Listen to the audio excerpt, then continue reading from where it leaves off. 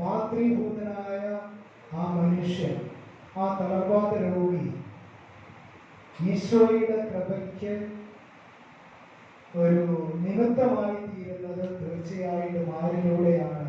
തീർച്ചയായിട്ടും ആ വ്യക്തിയെ കൊണ്ടുവന്ന അവന്റെ അടുത്ത ബന്ധുക്കളിലൂടെ. അപ്പോൾ തീർച്ചയായിട്ടും അവന്റെ ബന്ധുമിത്രാദികൾ അല്ലെങ്കിൽ സഹോദരങ്ങള് യേശുവിന്റെ അടുത്തിലേക്ക് ആ തളർവാദ രോഗിയെ സംവഹിക്കുവാനായിട്ടുള്ള ഒരു മാധ്യമമായി തീരും, സംവഹിക്കുന്നവരായി തീരും. കാരണം നമ്മളെ ഓരോരുത്തരുടെയും ഉത്തരവാദിത്വം എന്ന് പറയുന്നത് മറ്റുള്ളവരെ, എൻ്റെ കുടുംബത്തിലെ മാതാപിതാക്കളെ അല്ലെങ്കിൽ മക്കളെ അല്ലെങ്കിൽ സഹോദരങ്ങളെ, എൻ്റെ അയൽവക്കക്കാരെ യേശു